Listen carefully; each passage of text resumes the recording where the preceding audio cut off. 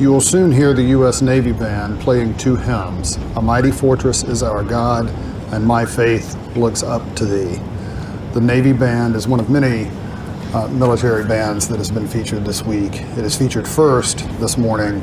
President Carter is the only graduate of the U.S. Naval Academy to become Commander-in-Chief.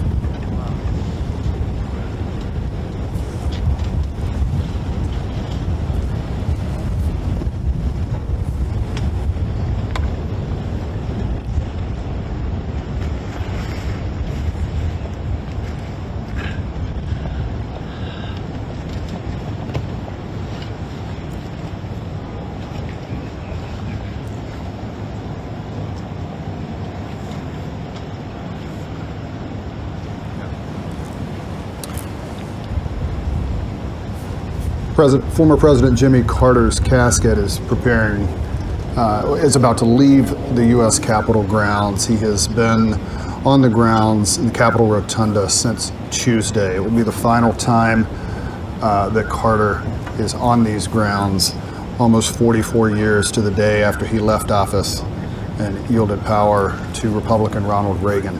Carter was inaugurated here on the east side of the Capitol that you see now. He was the last president inaugurated there in 1977.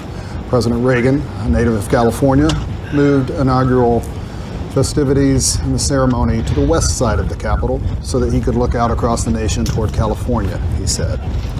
But Carter was inaugurated here on the Capitol's east steps in 1977.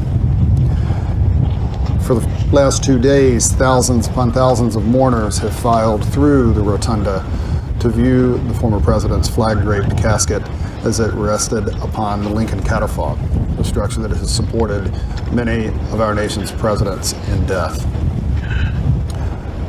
Many of those mourners waited hours in line, particularly yesterday, in bitterly cold temperatures this week in Washington. Many officials, including President-elect Donald Trump, also came to the rotunda to pay their respects.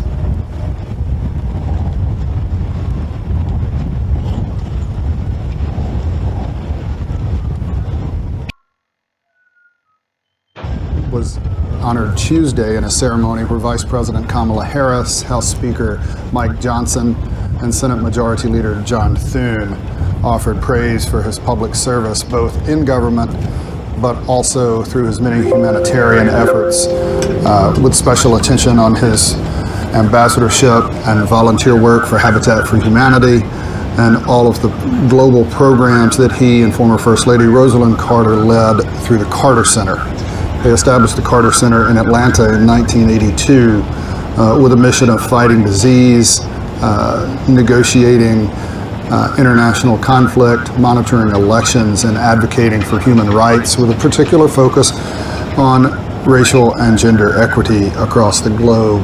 The Carter Center now remains in operation across the world with about 3,000 employees and contractors, and many tributes have flowed to President Carter this week, acknowledging him for setting a new standard for what U.S. presidents can accomplish once they leave power and what they can accomplish regardless of how the presidency itself was viewed. Carter left office having lost a landslide re-election, was within his Democratic Party for many years a political pariah, not a party elder, not a power broker in the conventional sense in Washington, but turned his attention instead to global outreach and a humanitarian effort across the world that culminated for him personally with the Nobel Peace Prize in 2002.